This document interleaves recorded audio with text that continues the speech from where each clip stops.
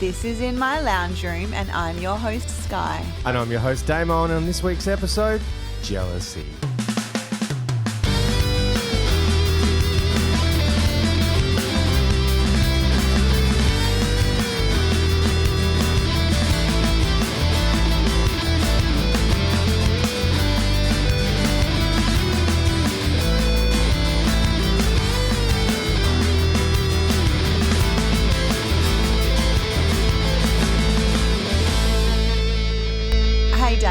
Hey Sky, how you doing? Yeah, good. So, what have you been up to this week? Heaps.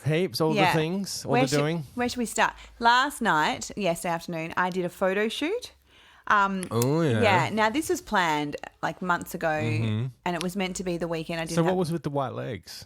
Were you painted? Yeah, I'm fully painted. Oh, okay, cool. Like white all up my legs, along my arms, across my torso. Is it like body paint, like patterns and pictures and stuff? No, it's just white. Oh, just white. Yeah. Okay, yeah. So it was done. Obviously, there's body paints on your body. Yeah. But I mean, like, I just grabbed acrylic paint, house paint. Yeah, like, fine. What was it, bloody Goldfinger, the James Bond, where the girl like fucking nearly died because they just painted it without putting like you got to put Sorbline cream or like some sort of like barrier cream underneath when you paint. I actually did it once. Had a photo shoot for a band I was in once, and because I'm fucking hilarious, I've turned up to the photo shoot wearing what's called corpse paint, right? So black metal bands wear corpse paint, where you white makeup and then you might put like black around your eyes and like tears and stuff, and just beautiful. Like Kiss is basically Kiss's glam version of corpse paint. But black metal bands like Burzum and stuff like that, they wear. Yeah, your face is like yes, black metal bands, Damien. Everyone Google Burzum. I will be. But bands like that. But and they have singers that are like, black and shaken. And they burn churches like Mayhem and stuff. Yeah, they do. They sound like golems. Yeah. But yeah, so I did that without putting any barrier cream underneath. And we had this photo shoot, and it was in a studio. And like after about an hour, I'm like, I feel really sick. Because the face paint, which was actual face paint, started seeping into my pores. Yeah. But they do it on little kids, but it was my entire face. And I was also playing the guitar. Yeah. So like sweating the whole, yeah. So I didn't cope very well with that at all. And I think I vomited. But sorry to interrupt. You got yourself your corpse paint on your body. Yeah. So just normal body paint, but just on my body, and just like down my arms, down my legs, across my breasts, and down my sort of side, my hips. And then we did it at the beach. Okay. Were you naked? Yeah. So the plan was there would be no children. My children were there. Nah. So we'd have to do these moments where I'm like, right, knickers back on, and next pose, quickly throw knickers away, do it. Because I mean, my boys don't care, but at the same time I was like... Well, no, but...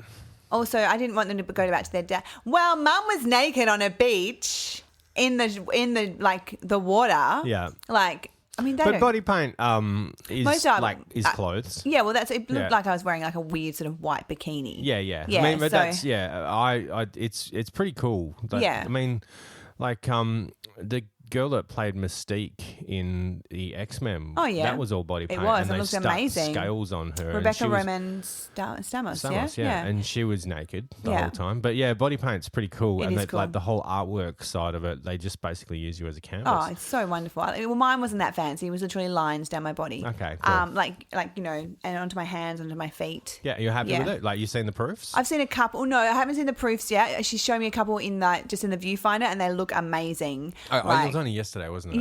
Yeah, no proofs yet. So I think she said she might get some to me tomorrow, but a week or. But she said most of them, because the lighting was so good, because it was at 5:30, 6 o'clock time. Golden hour. Yep. Yes. And because it was just water and me, she shouldn't need to do much adjusting. How did you have your hair? Did you just go wet like you'd come out of the ocean? Yep. Cool. So we did a couple of me like on the ground, a couple of me like walking out and then walking in, and a few different ones. So cool. Yeah, it was like 45 minutes. So awesome. At one point Benjamin got a stinger and then he was hysterical. Awesome, yeah. And that was good. Yeah. Good stuff. Yeah. Always a drama. You know. Why just it be calm and cool and collected? So I had to bribe him with like McDonald's. Yeah. Do you want to plug the photographer? Yes, I will. It is. Because you tagged her. I did tag her. What it was, No, but she's got 2 pages. I tagged the wrong one. So I'll make sure I tell the right one. Okay, it's VK After Dark. So she specializes in like boudoir photos. Yeah, so and that originally kind of stuff, she's Vintage Kaleidoscope, which was more sort of family, weddings, engagements, but her passion is like boudoir, that sort of style. So VK After Dark. Okay, cool. And she's amazing. Awesome. Yeah, really cool. Oh, it sounds like a good experience. Yeah, it was heaps of fun. Yeah, particularly with the children. That was great. I bet. Yeah. But you know, anything we do, and the kids involved, they make it better. So much better. Yeah, so much better. Yeah. It's like, you know, being an adult and being a parent are two completely different things. Very different. And some people don't understand that you have to be both. Yeah. They only want to be one of those things. Yeah. And Yeah. And when you're doing like a sort of like a sexy sort of like beach photo shoot, and although Josh was so cool, he's at that cool age where he's like, at one point, Mum, like the sun, and when you're walking into the water, it just was perfect. And I'm like, cool. Oh, Future okay. career. Yeah. I was like, I was more talking about like, you know, parents who make their social life come first, you know. That's quite normal, isn't it? That's exactly what you do is like, why would you want to spend time with your kids when you can go to Bali? I don't know. You know, or whatever. You know, right. Hypothetically. Or Melbourne or whatever. Like, I'm going to. Sorry. Boys! Yeah, right. Okay, then. That quick to like we know what your voices sound like. Yeah, I like it. Like say in a couple more years when Josh was obviously gone like through puberty, and he'll have like a lower voice. He'll be like, "That was Benjamin," and we're like, I think what he was saying was like, "That was Benjamin's fault that I was yelling." Oh, yeah, okay. That's what it was. Yeah, I thought it wasn't Benjamin. I haven't heard Benjamin's voice once. No, but also Benjamin is that type of child that really just sometimes you just want to yell. It's like, you know, it reminds me of like when I was a kid. My best mate's little brother, like the age gap would have been about the same. He was obsessed with me and my mate. Yeah. Like, and we go out on the farm, and he just like, he just wanted to hang around all the time. Benjamin. And my mate Paul, he'd be like, fuck off. Yeah. You know, like, Jesus Christ, go and find your own fun. It's like, we're on a farm. Yeah. And I'm 7. Yeah. And you're 12. And you're awesome. And I'm going to hang around you. Yeah. And we're like, but we're doing like things that like we don't want 7-year-olds to do. Like, Too bad. Playing with motorbikes. Right. And like, you know, lighting fires. Yeah. Well, the 7-year-old's coming with you. Yeah. So, yes. And that's I think my we're boys. just afraid he was going to dob on us for burning things. And they're such dobbers, 7-year-olds. Benjamin's the worst dobber. They haven't learned that, like, you don't have to always tell the truth. Yeah. Like, well, it's not about telling the truth, but you don't have to always tell everyone everything that happens. Well, so I sort of had to say to Benjamin, okay, so you probably, Dad knows you went to the beach. Maybe just say that we were at the beach and Mummy was having photos taken. Because I'm like, if he goes, and she was naked and, you know, I just worry. I'm not telling him not to say it, but just also I know what he's like. Yeah, sometimes some things are better left unsaid. Yeah, you know? like I'm not manipulating him. I'm just like, maybe just don't mention the nakedness. I think that it also, like, you know, just that's a brilliant segue because the theme of jealousy also involves FOMO. The fear of missing out. Yes. So I think that like little kids, that FOMO is part of, it's a jealous kind of streak where you're like, I can't exist without knowing what you're doing because you might do something really cool and then I'd be upset that I'm not part of that.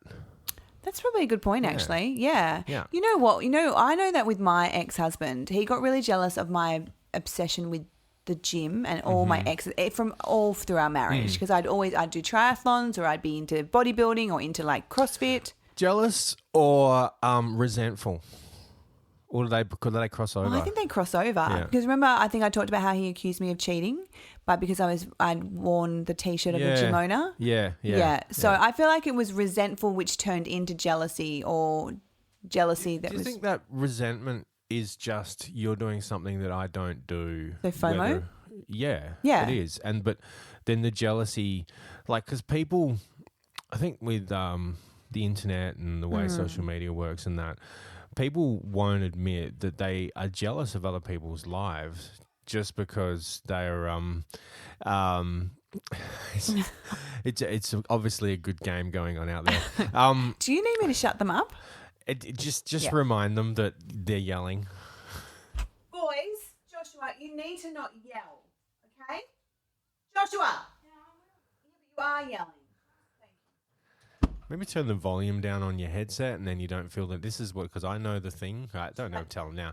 But I do this. It's like you talk louder because the volume of the game is so loud that because there's like explosions and guns and stuff going off. Yeah, so true. He's talking to his mates. Yes. So he feels he needs to yell over those explosions. Well, and because they're doing so that stupid like, behind you, he's behind you, oh my God, quick, you know. Oh, I'm watching, speaking of all that, I'm watching that The Last of Us. Yeah, so am I. I haven't watched the final episode yet. I'm only up to episode 3, so okay. Oh my God. I've been watching it weekly. Yeah, it's really good. Well, I haven't. It's so good. It's really good. Yeah. Sorry, I was going to say something about the explosions and the... so a guy... I saw a story, a guy's son, like 9-year-old, 10-year-old son, is addicted to gaming, is addicted to Fortnite. So you know what he did? Forced him to play for 17 hours straight. Oh, it's kind of like my granddad when he caught caught my uncle smoking, so he forced him to smoke a cigar. Yeah. Not telling him you don't inhale cigars. Oh God! But he's like, "Cool, sit down and smoke a cigar with me." Uncle never smoked again. Oh, I wouldn't either. Because he died. Jesus Christ, But this kid, he was like, "I'm so sorry, Dad. I'm so sorry." Because he's like, "No, you're going to sit there and you're going to play. If you love gaming so much, I want you to do nothing but play games." I'm like, "Shit, that's like unreasonable torture." Wow. But yeah, 17 and hours it worked? Straight. Yeah. This kid was like, "Yeah, okay, I get it." Yeah. A bit obsessed with it. Like, made him basically get over it.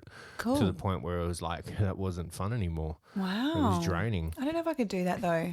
I don't think it would work with every kid. No, I don't think it would work with Joshua. No. I don't think so. He'd probably be like, hells yeah. Yeah. Feed me, Mum, and I'll just play forever. Yeah. Oh, just like, I can just go to the bathroom with my headset on and I'm still in the game, really. Yeah. But anyway, getting back to, because once again, well, that's a fear of missing out. That's a jealousy. It's like, it drives competition, doesn't it? Yeah, definitely. And because I think people go jealousy, negative. But really, that's what athletes have. Like, Michael Jordan wanted to be the best. Yeah. And so he would have been jealous of the success to a point. I know jealousy is not the right word, but envious of the success of people that preceded him, and then gone, I'm going to be the best. But also having a ridiculous amount of natural talent goes a long way.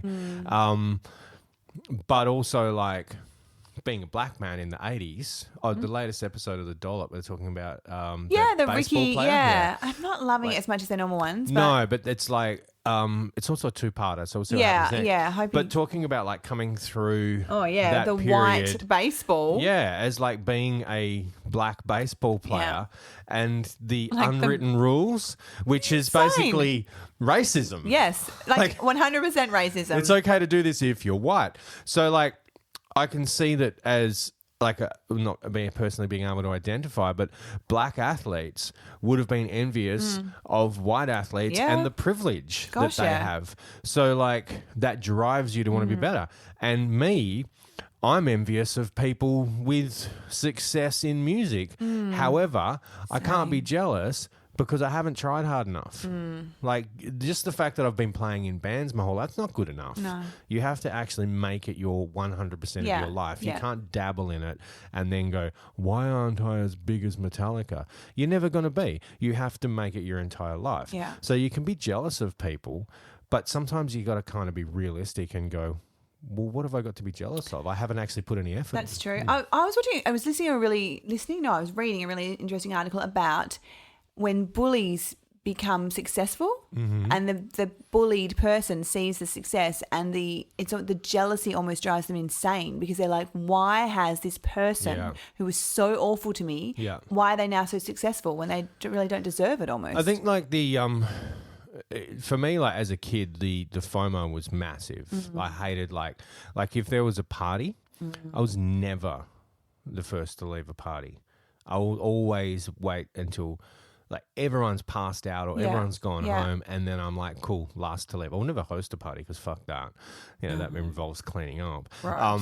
But at parties I was always the last to leave because I'm like, what if I went home and something cool happens? Yeah, suddenly fucking aliens turned up or something. You don't know. So but that's not jealousy, but that level, if you don't control the FOMO as a young person, it can turn into being jealous of things that other people do. Yeah.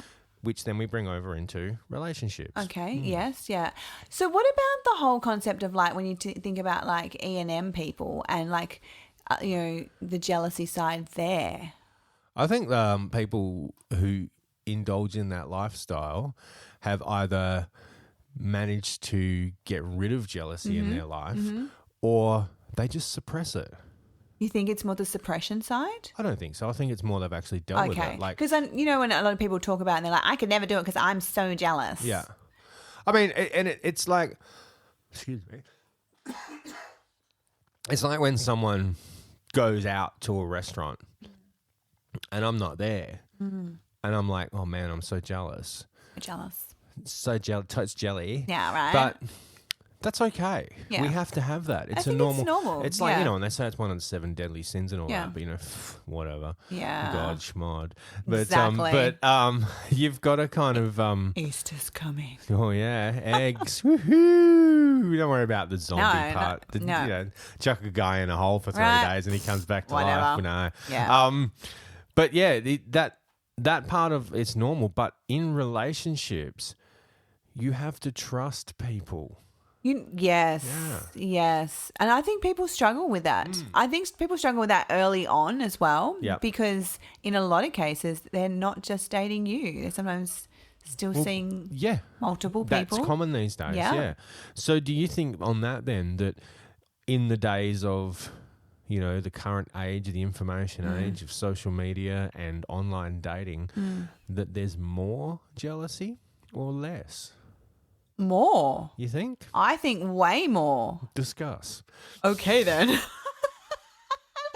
I think people are so insecure now because of dating apps because they don't know where they stand ever. It's making them a little bit paranoid and they do get super jealous about who are you messaging, what are you doing. Yes, definitely. Yeah, because you want to win. Yeah. It's a competition. Yeah, it is a competition. I never used to feel like it was a competition when I was dating in the late 90s, early 2000s. But it obviously was. Yeah. But because it wasn't so simple. in your face. Yeah. It's not like written right there. And knowing that, yet people are talking to multiple people. Yeah. If you have your sights set on one person, then jealousy can creep in. Yes, obviously. Definitely. Yeah. And I think I wonder sometimes, I know, obviously people I've been dating were also dating other people and it sucks, but there's nothing you can do about it. Well, some people just ghost you and disappear. Yeah, that's right. Well, it's because they die. We know that. They do die. But going back to you talked about the E&M type situations. That's where I think let's talk about your personal situation the last time you went through this. Was jealousy a part of it? Not on my side. No, it was just that I needed more communication. Okay. The jealousy was on the side, in my opinion, of his primary. Okay. But do you think that that feeling of, well, I'm potentially going to miss out on things because I'm not the primary, is that jealousy or just a realization that that's not for you? I don't think it was jealousy. No, it was like another person who I was seeing who was open, whatever. That was jealousy because I think I definitely wanted more. Yeah. And I knew I'd never get more. And that was very clear early on. Did their other partner have the more? Yeah. So you were jealous of the other partner? I suppose because I remember saying to him, well, what about Christmas? No. Yeah, and I was like, well, Christmas is really amazing. Yeah. I want Christmas. So that level of jealousy protects you? Yeah. Yeah. Yes. Whereas for some, it actually drives them a little bit crazy. Yeah, it does. Yeah. Some people get hyperfixated on that feeling. So what about people in relationships? I think it's a fucking toxic thing. Going from we've discussed those little parts of jealousy which actually can drive you to be a better person by going, Sky. I know, I just put my hand up. Put your hand up. No, because I've got something to say. But yes. I know, but you can just... Excuse me, sir. Just butt in. Excuse me. It's fine. Sir. When I hear you talking, I'll stop talking. I got a question. So go for your life. Yes, no, it's just... I'm just thinking about my sister. I'll use her as an example. I've talked about it before, and it's very common knowledge that her husband cheated on her when she was pregnant. Anyway, That then consumed her to the point of her jealousy. Like she'd check his phone all the time, ask, who's this person? Who are you talking to? Blah, blah, blah. What have you been doing? Like the constant, obviously the cheating hadn't helped, but then this, like if he was talking to a woman or even me sometimes, I'd feel that like, what are you doing? So, is that jealousy or is that... Well, I think that based on the story you told in our slut-shaming episode that there's a jealous streak there anyway because she couldn't handle you kissing some guy that she had nothing to do with. Nothing other than it being his best friend. Yeah. Nothing. Yeah. But she was jealous that you were able to just do that. Yeah. It's like people in relationships get jealous of their single friends because their single friends can just do whatever the fuck they want. Whatever. Parents with children get jealous of parents without children because I do.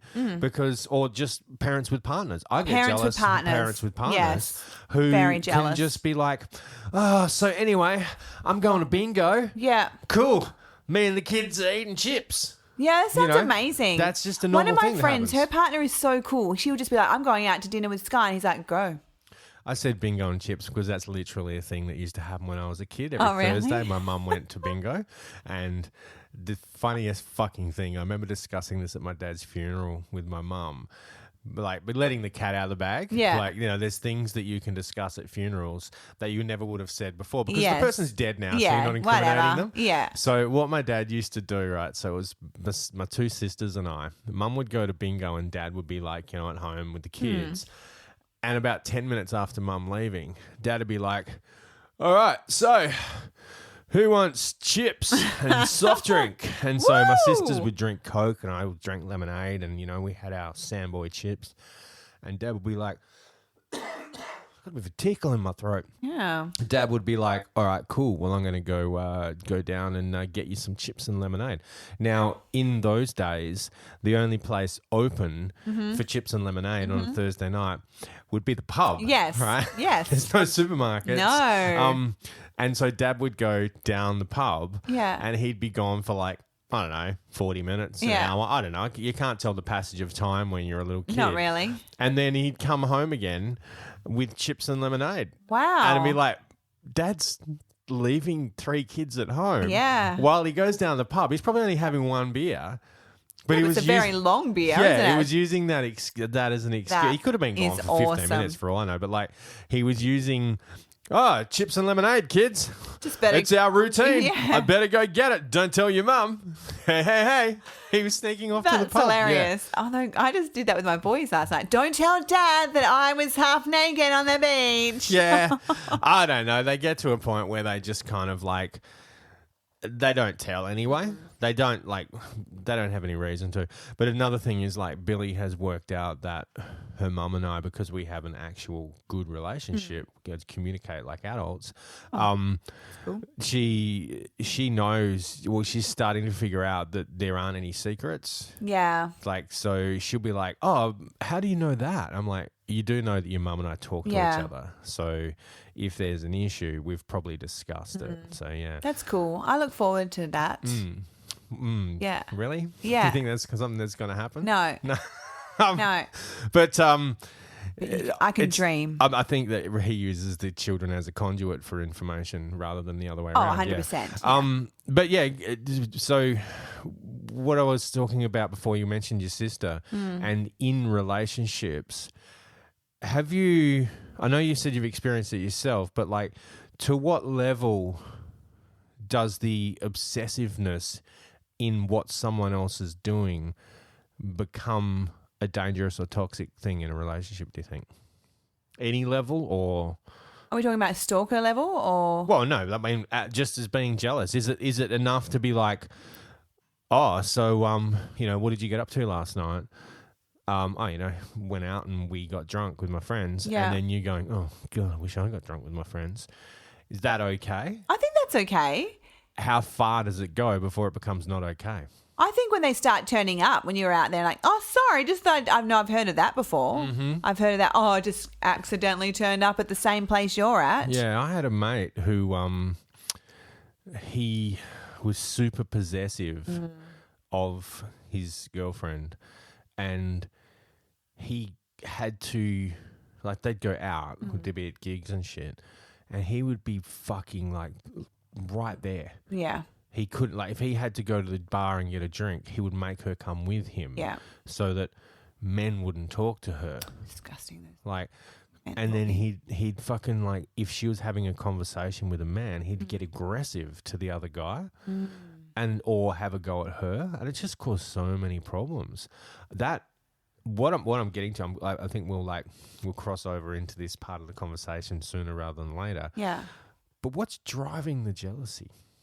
Insecurity. 100%. Totally insecurity. Yeah. There's only one reason you're jealous. Like, I've never been jealous of a partner because I'm fucking spectacular. Mm-hmm. So you know what I mean. But I've never really. I'm jealous of people, like, you know, eating A5 Wagyu when I can't afford it. Yeah. I mean, well, I can, but I've got better things to spend my money on. Yeah, I'm jealous of, like, just everyone who's famous. Yeah. But again, I didn't work hard enough. I'm jealous of people who, like, you know, do 10 minutes work and then that's it. I'm jealous of people who are hot and have OnlyFans. Yes, you know, but I want OnlyFans. Too bad. That's my.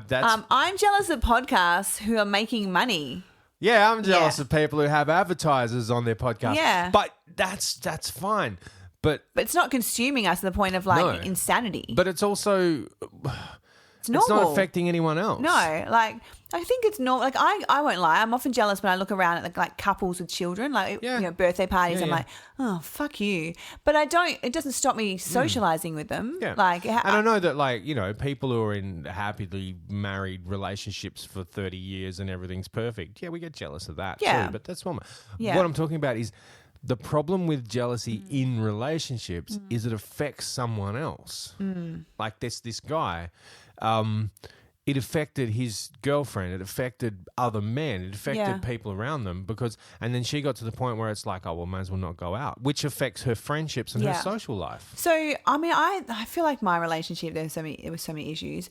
I lost friends because of the whole, like, jealousy of the friendships, where he would actually say to me, oh, she's not good enough for you, or she's done. I had this amazing friend when Benjamin was a newborn and she was an artist and she had the kids similar age, and he was jealous of me seeing her and hanging out with her so much. He told me that he didn't think she was good enough for me.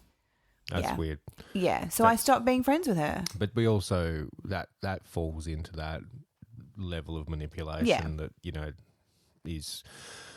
that's a worry in itself. But I lost a lot of friends because of that whole jealousy of me having friends. Yeah. Yeah. And it is, like, once again, you mentioned the reason for people being jealous is an insecurity because of the fear of missing out or someone else having something they don't have or have never had. Yeah. But, like, so that jealousy of you've got more friends than me. You know, I wish I had had that many friends. You know, I wish I had someone I could go and hang out with. But then that kind of, like, the paranoid, unsubstantiated jealousy, because so far we've discussed being jealous of actual things. Yeah. Being jealous of things people have. Yes. Being jealous of things people do. Which is quite normal. But then we get into that realm of being so jealous that you are jealous of an imaginary scenario. Right, and then it consumes you. Yeah, i.e. accusing someone of cheating who hasn't cheated on you. Ever? Ever. Well, because what about my sister?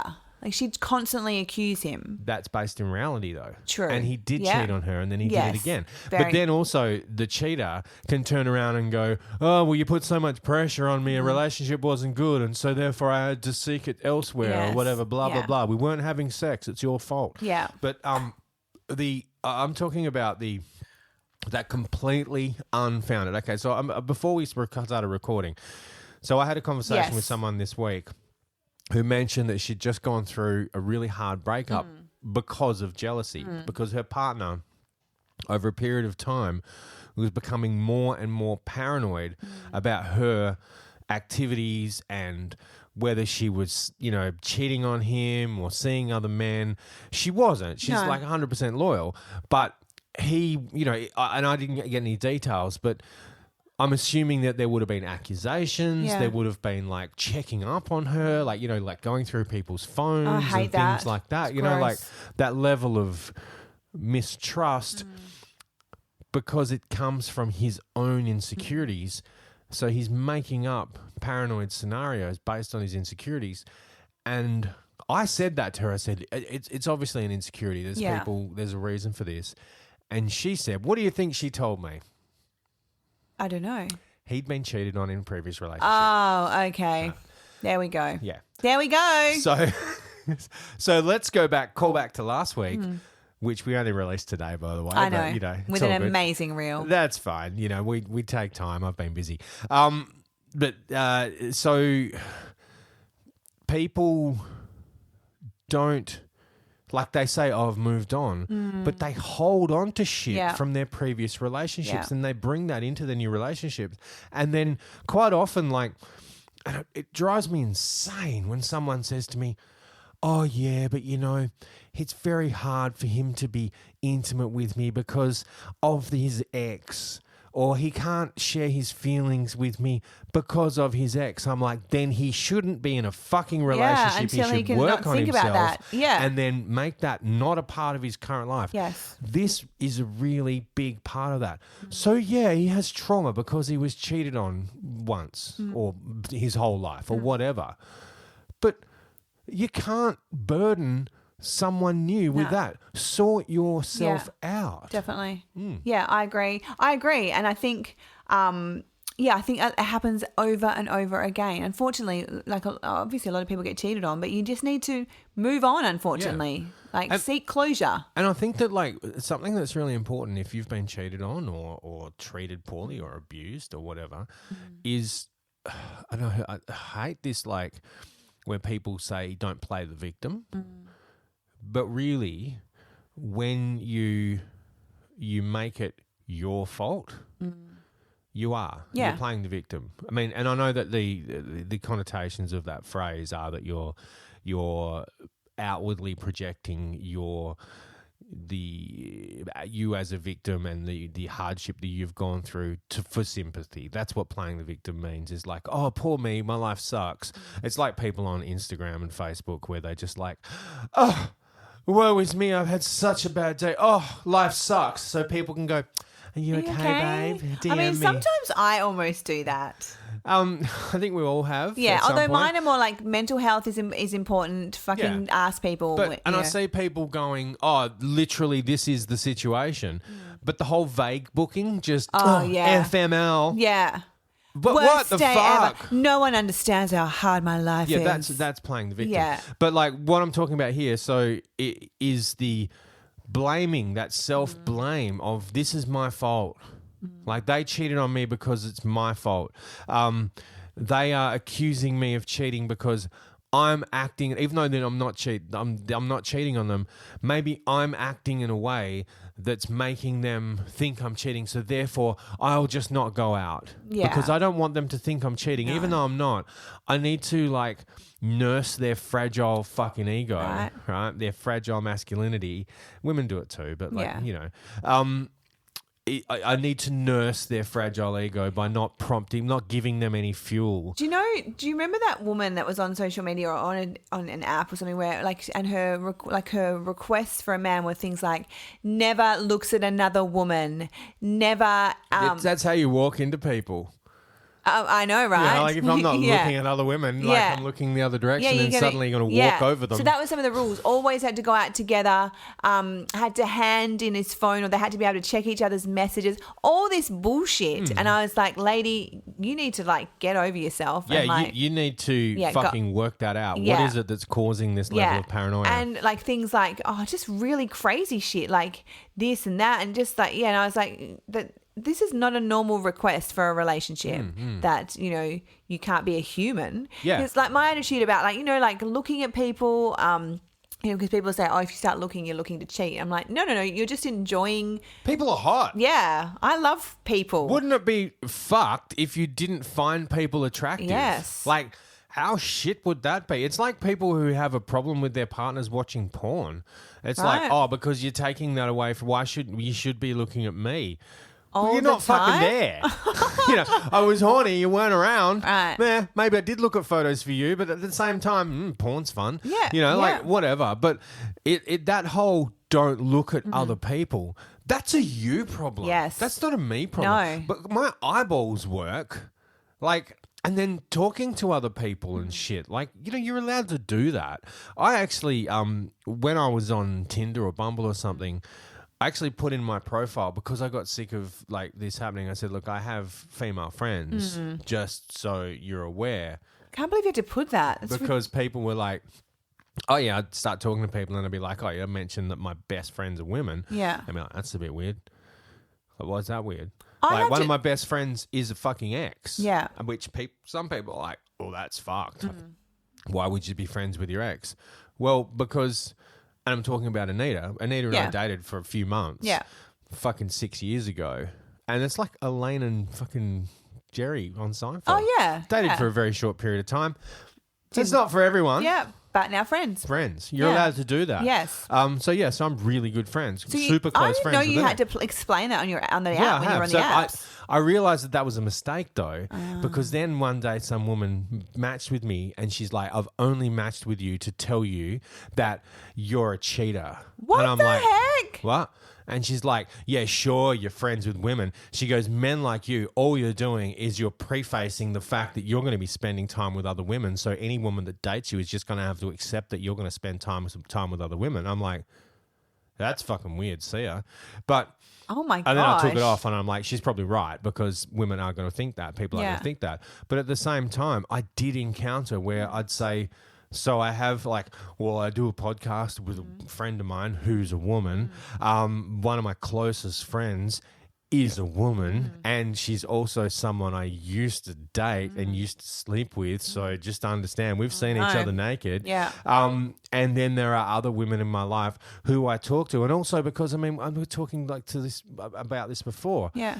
Because of who I am, women will talk to me because I'm open about life shit that men don't talk about, or that I can give a perspective that men for some reason are afraid to give. I know. Or even some female friends are afraid. Like the difference between when I was seeing Mr. Adelaide, the difference between your comments and my friends were my friends were like, it's amazing. You guys are just, it's beautiful. And you're like, no. I was just like, I have questions. You have to be realistic about certain things. So, and I'm not involved in this situation. I have no vested interest. However, I'm going to give you realistic advice. Yeah. Whereas I think my friends were like, we just want you to be happy. So we'll tell you it's going to be. Well, I want you to be happy too, but I also don't. I've also seen. I know that, but yeah. But over the 4 years or whatever it is that I've known you, coming up on that, I have seen you in and out of dating scenarios and small relationships and stuff where you've had blinkers on, and so now I'm like, no, clearly Sky's blinkers are very obviously there. So she needs someone in her corner who doesn't have the blinkers on, who can say, hey, you've got to protect yourself because I can see this going in a bad direction. I do that. But so I've had women who I'm not even dating or in a relationship with already be jealous of the fact that I've got female friends. So insane. Weird. Isn't it better that you have friends that are female? Does it? So there's a really cool guy on TikTok and Instagram, the something professor. He's he's amazing. See, when you say the professor, I think about that basketball guy, the street ball guy. Oh no, have you ever seen him? It's fucking amazing. He's 5'10", 5'11" So this guy's the speech prof, Professor Chesko, and he is a professor in something to do with gender maybe. But he often puts out videos of toxic men and toxic masculinity and calls them out on it all the time. He's brilliant. So there's some people don't know that when cell phones first came out, you had to, that's a boring one. This was a toxic, crazy man. God, he looks about 30. No, that's not him. Oh, okay. That's him. Okay. Yeah. He still looks like he's in his 30s. I think he's 40. Okay. But but he will talk about these stupid men, and the thing a lot of them are always you can't date a woman who has friends, men can't be friends with women because they just really want to fuck them all. And it's I don't want to fuck all my female friends. No. So I have gay friends who I'm able to be around without them just going sex. That whole just on that whole fear, that fucking homophobic fear that gay people. Oh, you know what? Another one just on that. Sorry, I'm jumping memes. Yeah. So I saw a meme this week because this whole like trans people are grooming children bullshit, right? Over it. And I mean, I posted something the other day where it's like, it's in the show in 13 years of the show, and I know that's not the real number, but I saw this written somewhere. Of the show To Catch a Predator, not one single person was trans. I'm shocked. Yeah, that's. Or but gay. I bet a lot were were Catholic priests. There was gay people, but yeah. But another one was like, there's a photos of like Klinger from MASH. Oh yeah, Dame Edna Everage. Yeah. Rocky Horror. Yeah. Frankenfurter. Yeah. Like all of these. Like drag characters throughout our lives through older generations. It's the boomers who are having the problem with the trans people. They are. And it's like you've literally spent your whole life being entertained by trans and cross-dressing people. Why is it such a fucking problem? None of these people were grooming anyone. Why is it such a problem for you now? Well, look at that Tootsie, another Tootsie great... was in the photo as well. And Mrs. Doubtfire. Oh, funny. All of that stuff was there. I found this photo. Speaking of, I'm just going to find my downloads. No. Fastbook. Where did I even save it? I don't know. I'm not going to be able to find it now, so of course I shouldn't you're not. even talk about it. It's always the way. But what were we talking about? Oh man, it was good anyway. It doesn't matter. I'm going to remove that. Oh, here, this bit here, the dear pussies, calling someone a pussy is not a reference to a certain part of a woman's anatomy. It's short for pusillanimous. Oh, I love that. And pusillanimous is an adjective, and it means showing a lack of courage or determination or being timid. So pussy is short for pusillanimous, because back in the olden days, you pusillanimous fool. Oh, that's a bit fancy. So got shortened to pussy. Yeah, that's cool. So I can call people pussies, and I'm not being offending. offensive. Yeah. Like calling a vagina a pussy is a relatively new thing, whereas calling someone a pussy has been around for a long time. Yeah. Great. Well, I'm going to be going around being like, you pussy, and then everyone's going to be like, excuse me? I'm not sure, but yeah. So anyway, I can't find the meme now, but I can't remember what I was talking about. But so I just want to say, it's very quiet. Should I be concerned, or should I be like, yeah, this is great that there's been murders? Yeah. I don't know. I think we would have heard a scream or something. Okay. Yeah. Well, then they're still maybe alive. they've just found something else to do. Maybe they actually listened to you when you said be quiet. Maybe. Yeah. Just weird. I know. I can't handle strange. this. But yeah. So anyway, so the realm. This spectrum of jealousy. Yeah. Do you know, I once got kicked out of a friendship group because one of the girls was jealous of me because I was too dramatic. How's that jealousy? Well, she hated me taking away the attention of everyone else. Oh, yeah. Okay. Yeah, all right. Yeah. Yeah, okay, that's jealousy. Yeah. Yeah. So, okay, so that's an interesting angle. It was really awesome. awesome. That people get jealous of people who have attention because of their personality. Yeah. Right.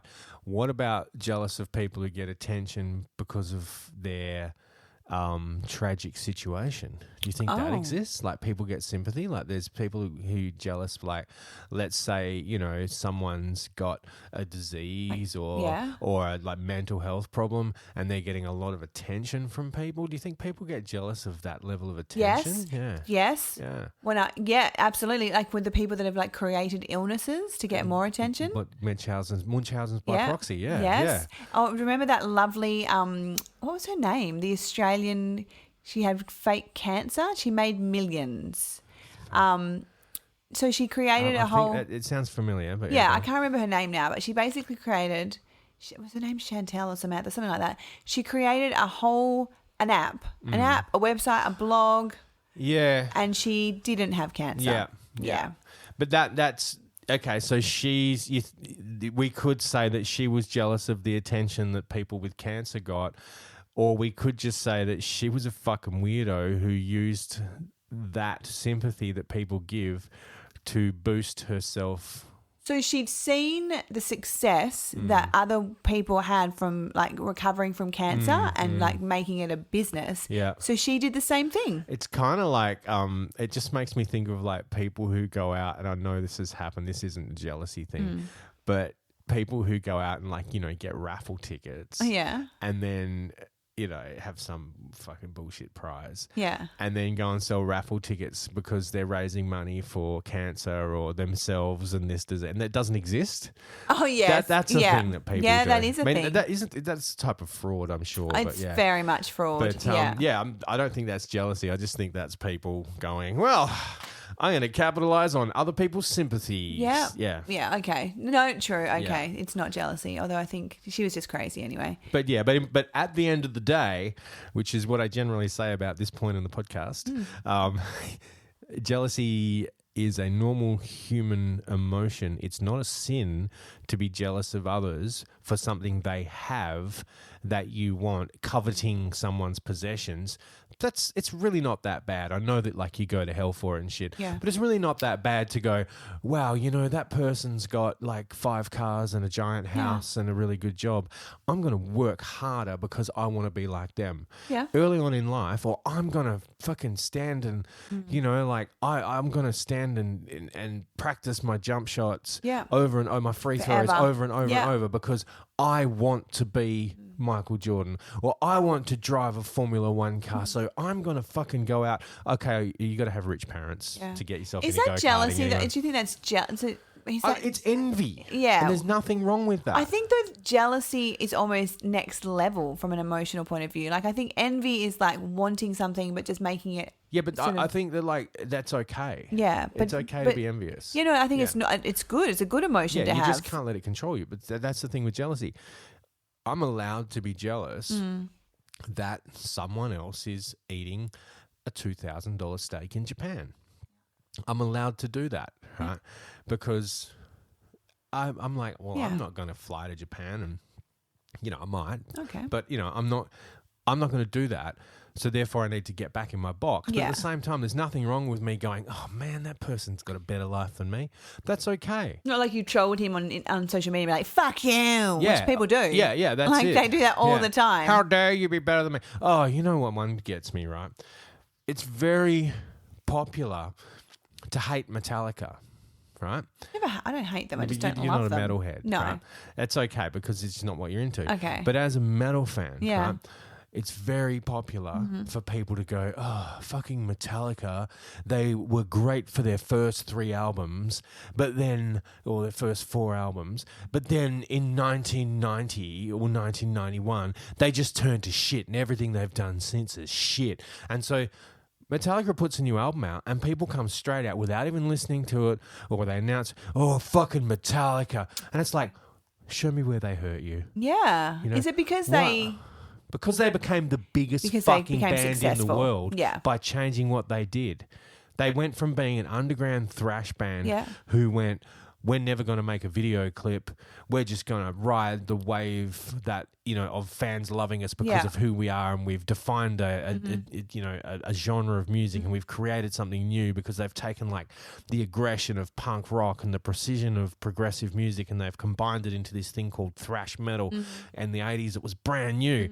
Like 1983, coming from the new wave of British heavy metal with bands like, Iron Maiden and... And welcome to Def Leppard, Saturday afternoon music with Damo. But then in the 90s, they were approaching their 30s. Yeah, and they went, we need money.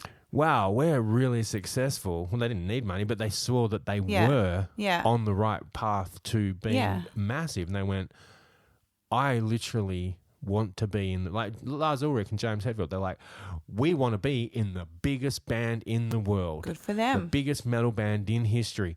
And they fucking did it. But you know what else they did? They brought people into heavy music. Yeah, it's true. So now there's people listening to Lorna Shore and fucking Archspire and, all my and Dying favorites. Fetus, like super heavy bands. Because of bands like Metallica. Yeah.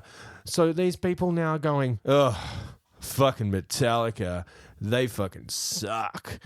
It's like, you don't have to do that.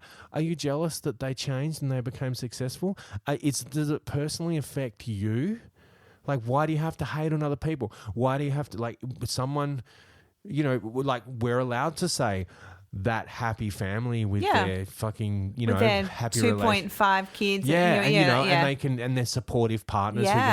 We're allowed to go, I wish that was me. Yeah. But what we don't do is fucking interfere with it or go out to their publicly. house and like kill them or something. Or just publicly, and I know sometimes it's like, poor me, social media, poor me, I wish that I had this. But it's not like your constant drive and focus every time you see it's like when you're out with the kids and you see a married couple and their kids and like dad's helping carry the shopping or whatever, you probably go, oh, fuck. Yeah. But you don't be like, fuck you.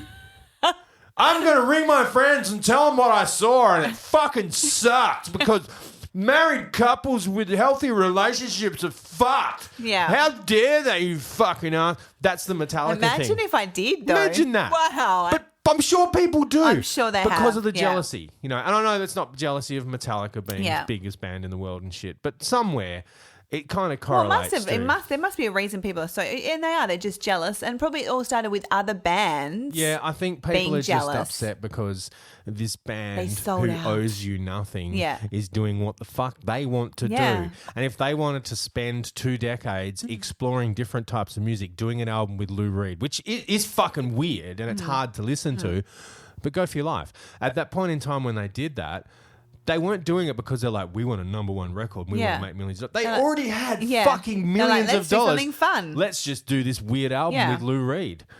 And all the lyrics in that are about some fucking 17th century prostitute. Sounds fun. And Metallica's just doing their Metallica thing. And it is weird music. But the fans... Sounds crazy. I've never heard this music. But it's called Lulu. Okay. But the fans are like, fucking Metallica, why aren't you playing Master of Puppets? Just play that again. Like, fucking hell, give them a break. And so then Metallica then succumbs to that pressure and they put out like a genuine thrash album. When they put out Death Magnetic, they started bringing thrash back, and then the last one was called Hardwired to Self-Destruct. They started playing genuine thrash again, and people are like, yeah, not good enough. You suck. You fucking suck. It's not fucking I can't even talk. Like Lorna Shore was the band that I used on your reel. And that's like that pig squeal thing, right? It really suited my dancing. Yeah, it was full on. That's an evolution of heavy metal, but people who listen to Lorna Shore will be like, Metallica sucks. You're allowed to think that. It's fine. But you don't have to, like, every time Metallica somewhere, I'm in metal groups and stuff. I'm getting a bit of a rant on Metallica here, but like, I couldn't give a fuck what you think. You don't have to go hating on shit openly just because it doesn't suit your fucking narrative in life. I agree. And jealousy of someone cheated on you once, so therefore every person ever is going to cheat on you because I'm hurt and it's about me. No, fuck you. Sort your life out. I agree. And jealousy it can consume people so much. Yep. That's why let's use an example. When like dads or mums kill their children, sometimes it's to do with like postnatal depression, but often it's to do with jealousy and to stop them from having happiness. Yeah. Let's be honest. The Munchausen's by proxy, like, is that's need for fucking to feel important, There's these things that people do in their life because they want to feel important. They want to control things. And when you're so out of control because you've got trauma from being fucking cheated on, like, don't fucking treat everyone. Don't project your insecurities onto other people. It doesn't matter what they are. Sort them out. So, anyway. Cool. That was fun. Yeah. Whoa, my God. Okay. Yeah, cool. So anyway, social medias. Yeah, In My Lounge Room. Make sure you check us out. Yeah, Instagram, Facebook, In My Lounge Room Podcast. Email, skyanddamo@gmail.com. Yes. Contact us. Yeah. People do. Yeah. Which is nice. Yeah. Also, make sure that you give us 5 stars. Yes. Please. Yeah. That helps. It also favorite or follow us. Whatever. It's also share. Do the thing. Tell your friends. I was at the hair salon. Did I mention this? Yeah, you did. Yeah. Well, now they're following us. Yeah. It's so cool. Yeah, it's great. Yeah, and just random. I just matched with people and I'm like, I have a podcast. Yeah. I should probably cool. stop and that. then we've got like our champions out there, like Karen champions us. Yes, she's amazing. And she's made us some stickers, which we got there, which are really cool. I'll put on the story. Yeah. But they've got I mean, we've only got like 5, but you know, she didn't have to do that. No, that's pretty cool. She is great, and she sent us great stories. Yeah, and she's like she's a champion of the podcast, and there's other people who really support us constantly, so we really appreciate that. We do. Share it with your friends, and I know that like I love getting feedback from people. Same. And it's great. And just once again, I'm also going to plug myself because Go ahead. I've got my music on the internets for you to listen to. It doesn't cost you anything. Well, you can buy it if you want. But it doesn't cost you anything. Just go and find me on the Spotifys and whatnot. Follow me on the Instagrams, or just find me like I've got a artist page on Facebook now. I know that a couple of people who listen to this show are now following me on there. Yeah, so I'm following you. Yes, of course you are. I mean, I don't really get it. I know, right? Yeah. Do it or else. Okay. But I've actually, it's really good because one of my stats, my listen. Oh, I forgot about my YouTube. Like, because this week, oh my god, your YouTube. This week, YouTube sent an email which I completely ignored, saying that they're merging my channel. So I've got an artist channel now. I've got a creator channel, like rather than just my normal channel where I put my videos. They've now merged my YouTube music channel. So, and I'm like, so I looked at my stats. Then I'm like, oh shit, people are actually listening to me on YouTube as well, which is really pretty cool. Amazing. But yeah, so because I got my stats, and I'm like, so there's people I've got, San Diego because that's where Caroline lives, but there are people in New Mexico, there are people in Thailand, there are people in London that are discovering my music. So thank you very much for sharing it. I'm also going to say, I think it's also because of my TikToks. Absolutely. They helped a lot. So you can do that. Please, when you make a TikTok or you make a reel, just type in my name into the music field, and you have music that you can put on there. If you want to mime to it or do some crazy dances, right. Maybe there's some like dances that you can do that. Yeah. Do a TikTok dance to one of my songs and go for your life. I know it's only been an hour, but I'm absolutely busting. Go to the toilet. Go to the toilet. Let's just call it a day. All right. Bye. See ya. That's usually me. Before I put this week's song on, I just wanted to give you the heads up. It is Metallica. I know a lot of people aren't big fans of metal or fans of metal at all, but I encourage you to give it a listen. I put a bit of effort into this, played all the instruments and, all vocals myself. Although I didn't do the drums, I programmed that with MIDI. But, please give it a go. You might enjoy it. And don't forget that if you want to listen to any of my original material, I've just released an EP that you can find on Spotify, Apple Music, Amazon Music, YouTube, whatever. Just put in my name, Damien McKay, or you can, find me on Facebook, Damien McKay, singer-songwriter. Anyway, cheers. Enjoy.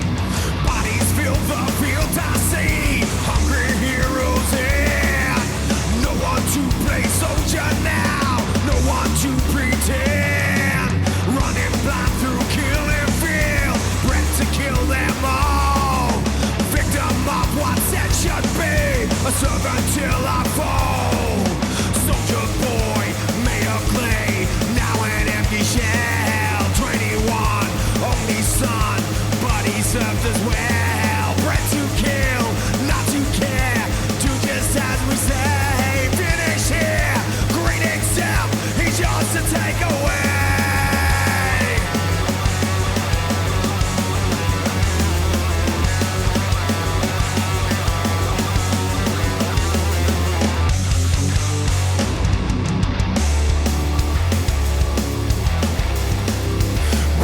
Front, you will do what I say when I say back to the front.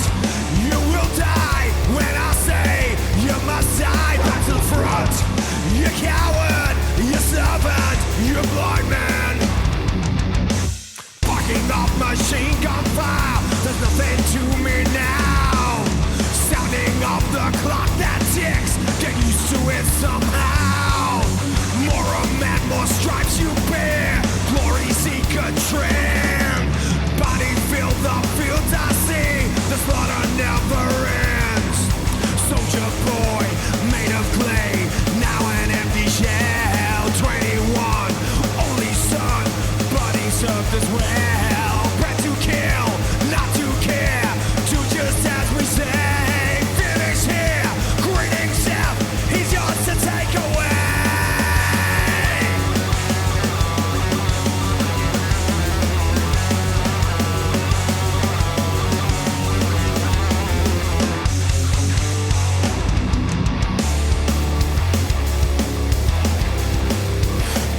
Front, you will do what I say when I say back to the front. You will die when I say you must die. Back to the front. You coward, you servant, you blind man.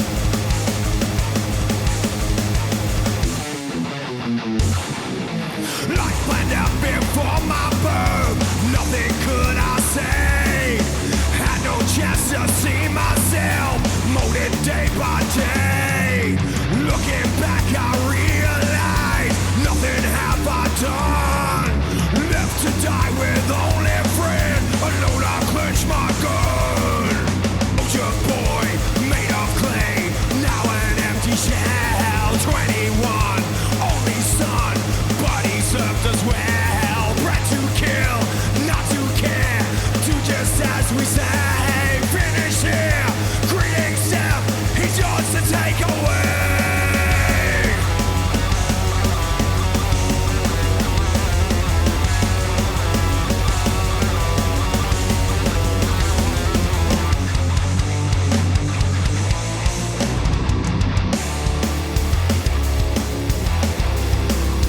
Back to the front, you will do what I say when I say